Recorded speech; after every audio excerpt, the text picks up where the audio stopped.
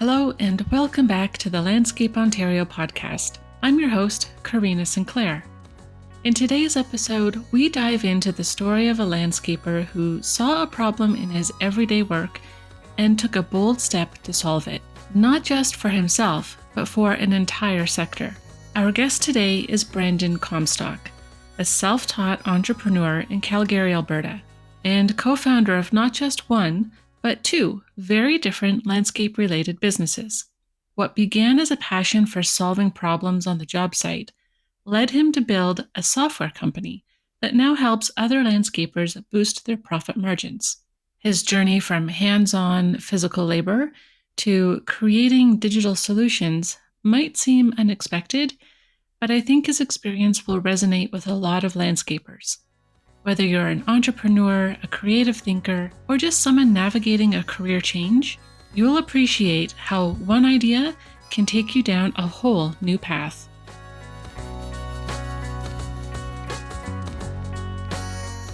Thank you so much for taking the time to join us today, Brandon. Tell the audience a little bit more about your background in landscaping. Great to be here, Karina. Thank you. So I've done landscaping all of my life. I'm here in Calgary, Alberta, the owner of Landscapers by Nature, and I've done landscaping right out of high school. So I didn't actually make it through high school. I had trouble all through school and diagnosed with ADD and all of these challenges. And I left in early grade 12, pretty close, but didn't quite make it, and got straight into landscaping with my father's company here in Calgary. And, I didn't really do any landscaping before that. He kind of just, threw me to the wolves a little bit with maintenance. He brought me out to a truck and a trailer that was loaded up and gave me a list of sites that needed spring cleanups. And I had barely driven a truck to that point, let alone pull a trailer.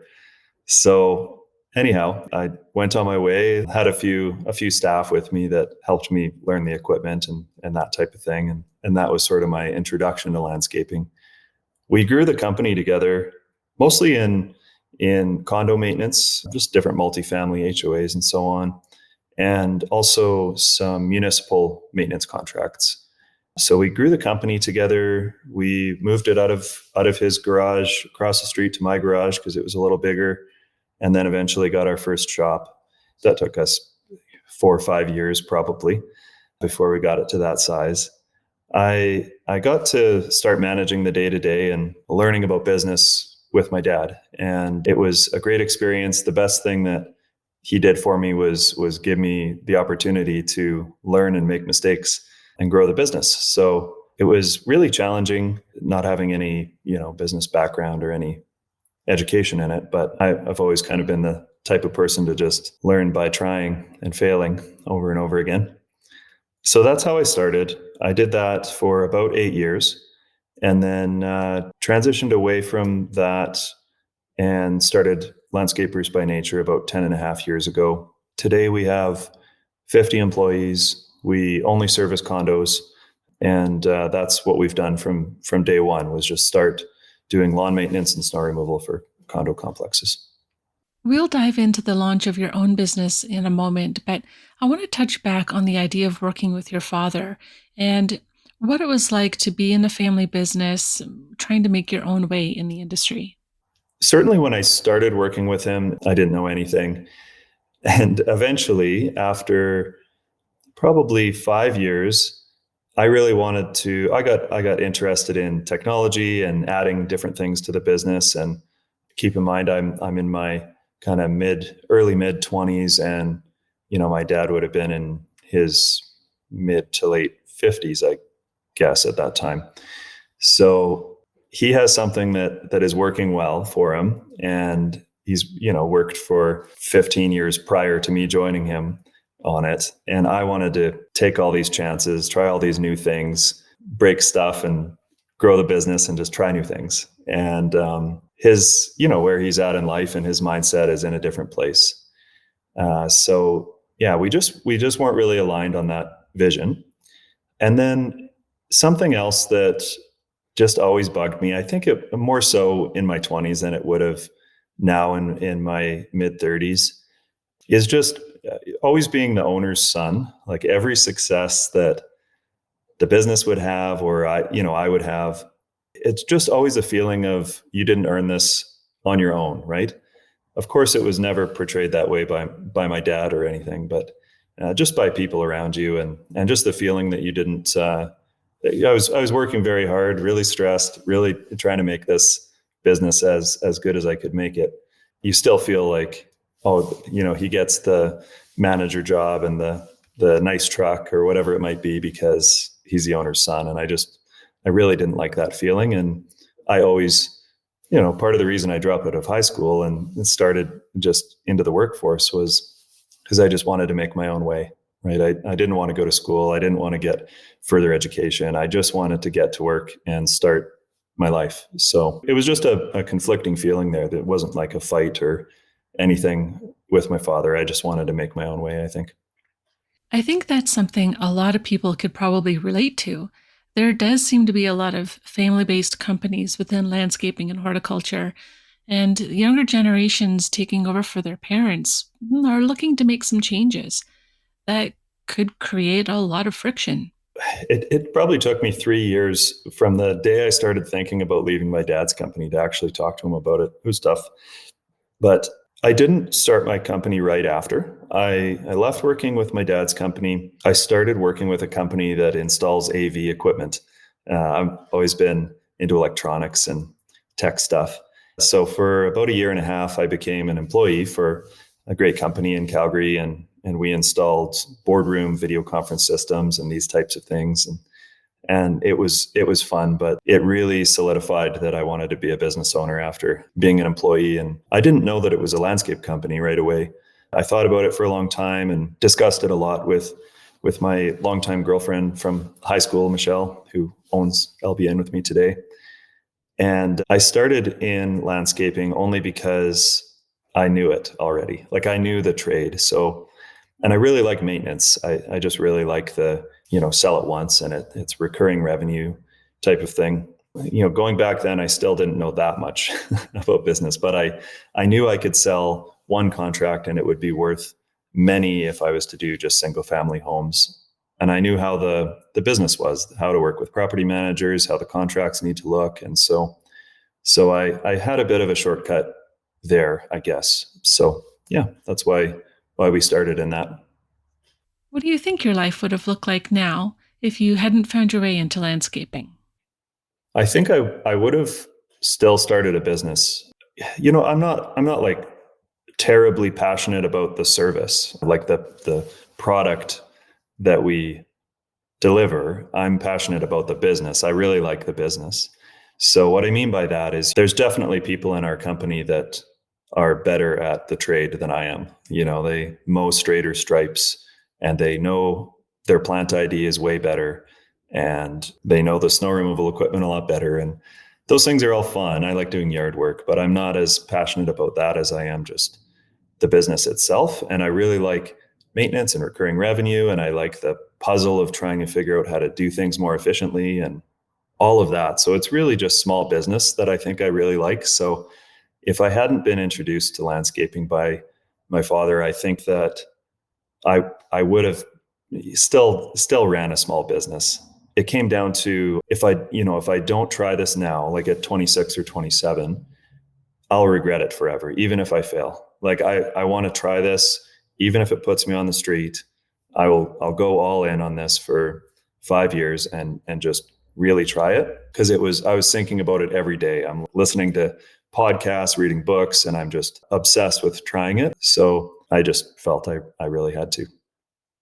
Usually, when something is all consuming like that, it's a good sign that it's worth pursuing. A minute ago, you mentioned that you love the puzzle and solving problems. Yeah. How was that instrumental when you were building out not only your landscaping business, but what you ended up doing next? With landscape maintenance, oftentimes landscape maintenance and snow removal in our company anyway, it's flat rate sales, like the revenue is all flat rate. And the more that you can get done, the more you make, or the quicker you are, the more you make. And so there's a there's just a really neat puzzle there. If you can do some research and collect the data and make your drive times a little bit less, or you can mow the grass a bit quicker, you do better. And I really enjoy tracking all the stats and all the data, and sitting down and just brainstorming with the people I work with and trying to figure all those things out is really, really fun. So one of the problems that we always had doing condos is with enhancements or upsells, whatever you call them. They're called something different, it seems, in every province and state. But they're basically outside of your flat rate, monthly dues.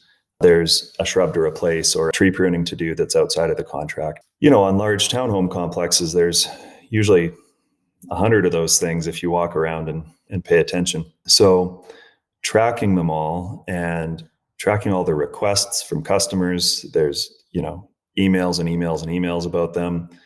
And when you do a walk around with a customer, you see tons more that you'd like to recommend. There was just always a problem with keeping track of all of these things. And we eventually developed Issue ID to solve the problem. But originally we had Google Maps with pins all over it and spreadsheets tracking all these things. The beauty of these services are that usually when they're turned down, it's like not for now. It's not just a no. So it's oftentimes the customer's not typically getting a bunch of bids to get this shrub replaced. They just don't have it in the budget this year, and they'll get it done next year or the year after, which means you're going to have to quote it again, and you're going to have to remember that you quoted it last year and they wanted to talk to you about it next year. And this is where all the problem lies, right? Traditionally, we would send an estimate through LMN, which we love, but the estimates would just die in the inbox of the customer, and we'd kind of forget about them too. So with Issue ID, it helps us to manage our sites. Like, we're very good at managing our customers and our crews and tracking time and all those things through LMN. But managing your sites and all of those little tasks, like the thing your maintenance crew missed that you saw, they missed weeding the bed in the back, or the customer asked for a quote on the mulch upgrade or whatever it may be. Those are all the things that LMN, Aspire, and so on, just we could never get them to do well at. So Issue ID really helped us with that. We started building that 2.5 years ago, and it's been pretty fun to go from landscaper to tech entrepreneur. So at this point, Landscapers by Nature has been running well for a number of years, and you're developing this idea of creating a solution for tracking all those smaller side projects that get missed in a standard contract. What's the next step? How do you build out that idea to become something more robust? With Issue ID, it started obviously as us having the problem, and then me mentioning it to a lot of my friends and peers through the coaching group that I'm in. And through that, we just found that there wasn't really a solution. Like the spreadsheet and the map that we have is as good as was available out there from our testing it out for a couple of years prior. And eventually I met up with Jason Hoke, who owns A Cut Above Landscape way down in Denver. I'm all the way up in Calgary, but they have these group events a couple times a year through the organization where all the members meet up. And so that's where I met Jason, and his business partner in ACA, Jonathan, has a tech background. And we went out one day and had some beers, and we're talking about this problem, and we're all entrepreneurs. And Jonathan, with the tech background, we just started really thinking about it and thought, maybe this would be a lot of fun. And it's funny, as an entrepreneur, I think I have no idea what I'm doing in tech, or I had no idea at this time. It was just like how hard could it be kind of a thing, right? Of course, it's way more challenging than you'd expect, like any business. But that's kind of how it got started. Like any good idea, a couple of beers at the pub, and us saying, let's go for it. Yeah, we set off with Michelle and I, Jonathan, Jason, and Jonathan's friend Craig, to make it a reality about 2.5 years ago. So it was nice because we had already proven that there was a solution. Like, we can guinea pig it in our own 2 landscape companies, and we've lived the problem very, very deeply. So, and we kind of tested the idea just through, like I say, spreadsheets and so on. So yeah, we knew it was a good solution already. Yeah, you already had the solution. You just needed the right vehicle to make it easy to use and put into play. Yeah. Yeah. So, is this a software platform? Is it an app? How would other landscapers use it? And what difference would it make in their day? Yeah. So particularly if you have a maintenance division, like lawn care division, maintenance division, it can be helpful in construction too, but it's really well suited for what we do, which is maintenance. Yeah, just find it online, issueid.io. It's a subscription software service. There's an app that goes with it too on Android and Apple. And it just enables you to take a photo of the issue that you found on the site. It pins it on a satellite map for you and the customer to keep track of. And you can add a template to that photo that gives it a price, a description, a note, and then it almost gives you like an online store experience for your customer and yourself to plan out when to address these issues. So as I said earlier, a lot of these things are not no's, they're just not for now. It requires expertise and planning to know when to get them done. Customers asking to plant all new trees, but they need irrigation repairs. So you can just put everything in one place for them and plan that out over a number of phases or years while you're still their maintenance contractor. And you say, let's get the irrigation repairs done this year. Next year, we'll plan out, tree removals and then tree planting the next year, or resodding the yard, whatever it may be. So yeah, if you're having, if the listeners are having problems keeping track of all those things and getting lots of email requests, especially for the small things that often feel annoying, like that, it just kind of feels like you have to quote the one dead shrub that the customer is asking for because you're their maintenance contractor. But it's like to send someone to replace one shrub is sort of annoying. It's about being a lot more proactive and turning them into projects and having real discussions about improving your customer's landscape over time and just doing little one-off things. It really makes enhancements a great part of your maintenance company and makes it way more profitable. They're a lot higher margin typically. That makes so much sense because going out to a site to fix something small might not feel worth it. But if you can knock at least two or three things off that list, then it starts to feel more significant. It probably adds up to a solid half day or full day's work. And then that is worth the gas and the effort of sending a crew out. So I can see that really helping with the flow of your staff and equipment and materials needed to complete tasks and knock them off your to-do list. Yeah, exactly. So now, what do your day-to-day operations look like? How hands-on are you with both the software company and the landscaping company? With a software company, I'm certainly not the tech guy. I'm the guy that knows the trades, and that's if there are tradespeople thinking about starting a software, that's an important marriage to get right. Is finding the product people, the people that can build this for you, understand what you're saying from the trades perspective, what will work and what's simple enough for crews to use and things like that. So my day to day is speaking with other landscapers about the problems that I know they're likely having. They're probably similar to mine, and just going through that together. So it's a few meetings a week. Some weeks there's podcasts and conferences and things like that I get to do as well. But we're all very remote and working from our garages and homes. And that's about it with Issue ID. With landscapers by nature, in the last couple of years especially, our managers are fantastic. We've got an operations manager, people and culture manager. We've got account managers. We call them zone managers that manage different territories of Calgary. And then tremendous team under that as well. A lot of long-term staff and some really solid retention. So it's a lot about teaching those managers what I knew over time. And now a lot of them have surpassed me in skill set. So I meet with them a couple times a week. I'll help out with more challenging contract sales if there's particularly large contracts that one of the zone managers wants some assistance with.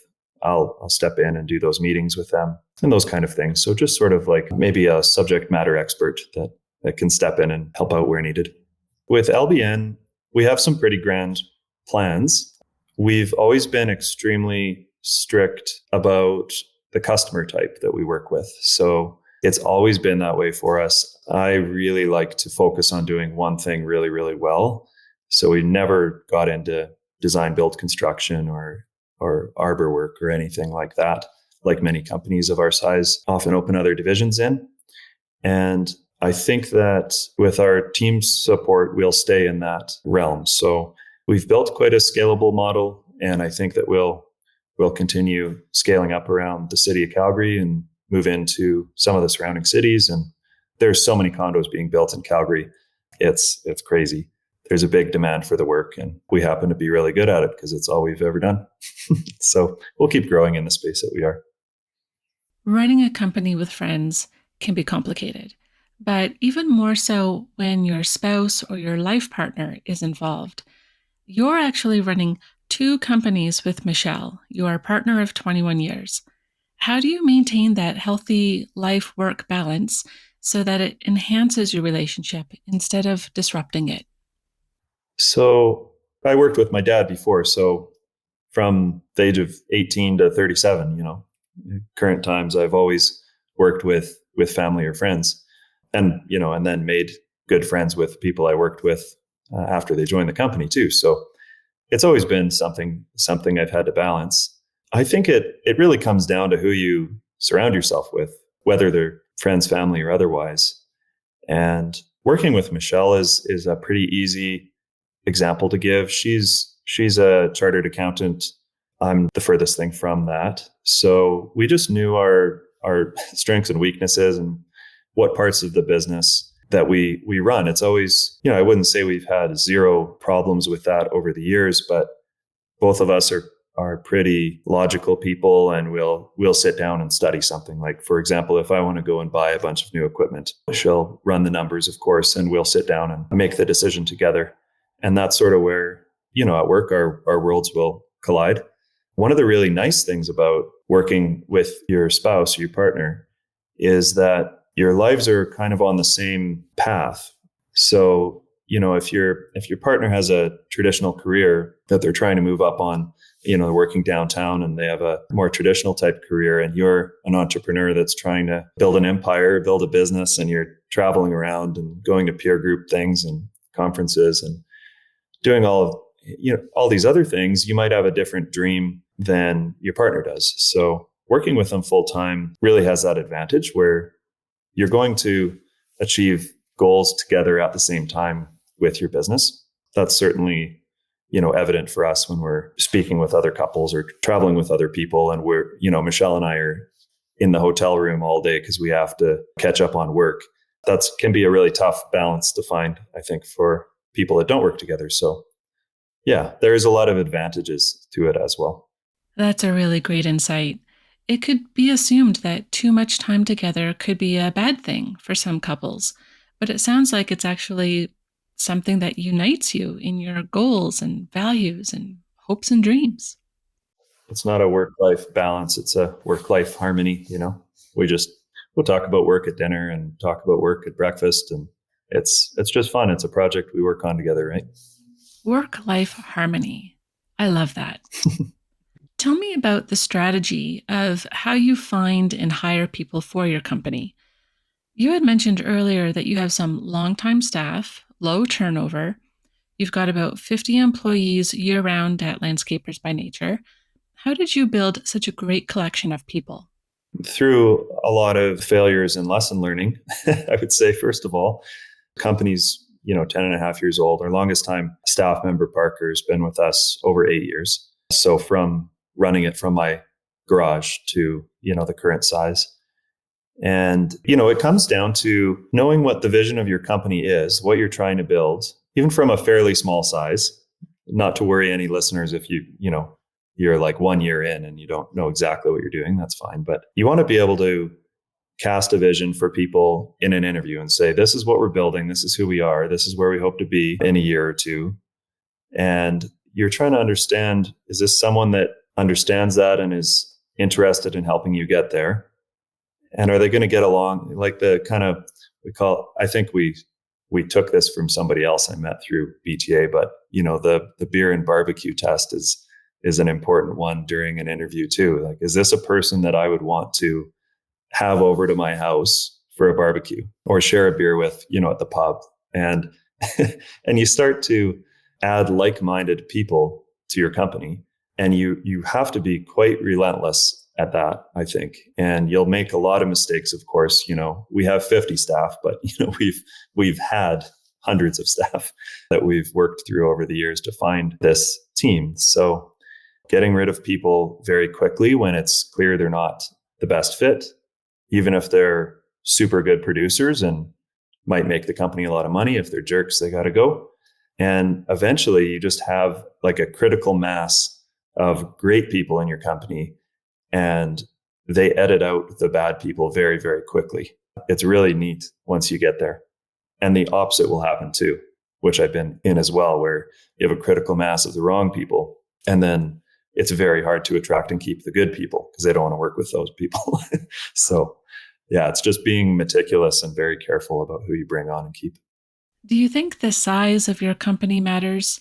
Is it a different dynamic when you have 50 people versus 5 people or whatever number in between? And are there advantages to growing that team in order to find more quality people? It's much, much different operating a company this size than it was when we were very small.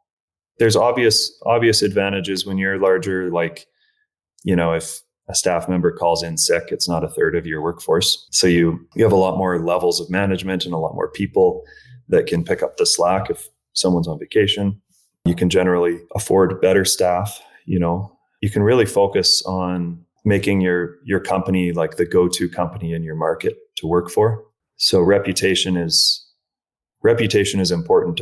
Of course, traditionally people think of that with their customers, but with your competitors and with your staff, it is as well. Because in your market, if you're the go-to landscape company to work for, recruiting's a lot less difficult. So working on those things is one advantage, and it's a little bit easier as you get larger.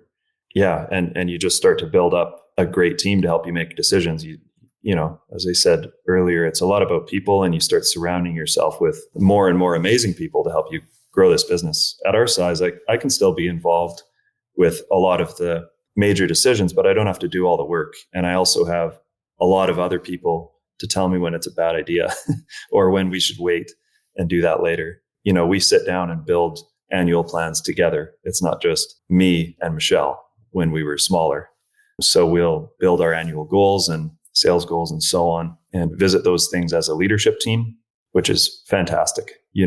How difficult it is when you're a small business owner, of a company with 10 or 15 employees. There's never been more pressure than that, So somehow it gets easier in some ways as you get bigger, which was very surprising to me from when I was smaller.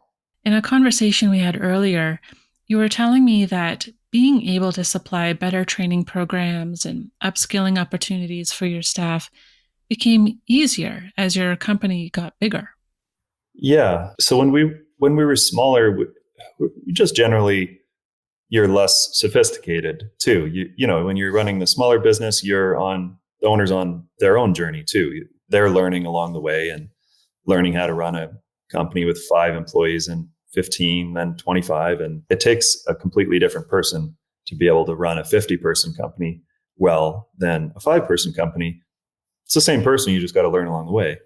So with staffing and development, when we were smaller, we were always just trying to find landscapers, like thoroughbred landscapers, right? That just know the trade really well. I've got to move snow next week, or I've got to do spring cleanups. And I don't have like a big bench strength of people just waiting to move up into crew leader roles when I was small. So we're always trying to just hire somebody ready to go.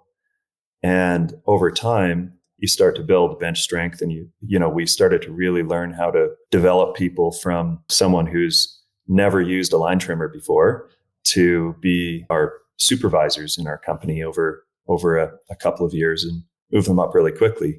A lot of that came down to putting it on them, giving them like self-directed options to improve themselves, and just showing them the path, and like, you drive down the path. So a lot of our compensation programs are, we can lay them out in an interview. We can say, here's what you'll make at each level in the company, and here's how you get there. You might need to get a certification, an external education through Landscape Alberta or SEMA or something to that effect. You might need to take some training from our other managers on a weekend or an after work thing. Once you start checking these boxes, you start moving up. And when you can just lay out a plan, it really makes the cream rise to the top too, because the people who are eager now see exactly how they are going to accomplish their goals, and they can somewhat go out and just do it themselves. So it sounds like by opening your talent pool to include people who might not have a landscaping background, but who have the right attitude towards learning and enthusiasm for customer service, that is what has been really crucial in building a stronger team. Yeah, of course. That's the key to freedom from your business, is building up all the people around you and sharing the journey with them. There's a phrase, a rising tide lifts all boats. And I really love that. And I see it often with landscapers. There's a real commitment to training and growing, not just growing plants and landscapes, but growing potential in people. And that's a really exciting thing to see repeated over and over in all these different kinds of landscaping companies that I encounter. Yep, definitely. You had mentioned that school wasn't really for you. You left just before the end of grade 12. How does one learn the entrepreneurial skills, those leadership skills necessary to run a business, maintain a team of 50, and feel confident in building out a second company in a totally different discipline without some formal training? I mean, I only know what's worked for me. There's many people that go to school and get MBAs and then start great businesses, and many of them that don't. But for me, it was like trial by fire. Like, just go try it, just go start.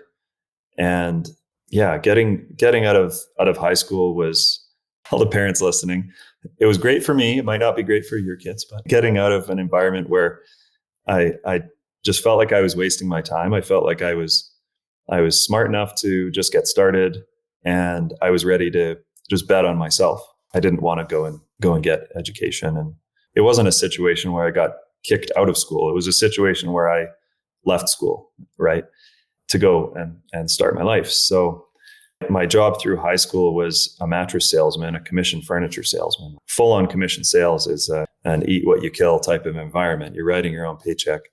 And so that was actually a great introduction into that type of lifestyle. I saw my dad be an entrepreneur and a business owner my whole life since I was a little kid. So it didn't seem that abnormal. He was working his tail off, and he'd miss birthdays and family events. And although it's disappointing at the time, as you grow up, you understand, especially if you start a business, then you really understand what it takes and how hard those sacrifices are on the individual, doing it too. But yeah, for me, it was just betting on myself. I committed to doing it. I told myself I was going to do it whether I failed or not.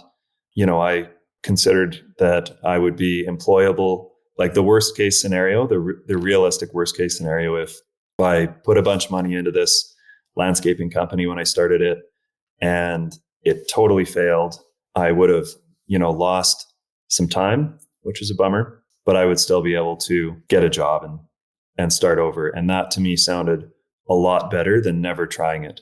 So I just had to give it a go.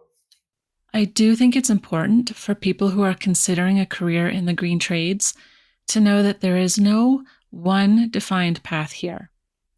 And entry can mean coming in from a formal degree in horticulture or design, or climbing up the ladder from entry-level crew member right out of high school to lead hand to eventually owner.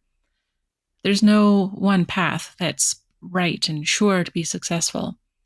But it has to feel right for that individual to, like you said, bet on themselves and make things happen.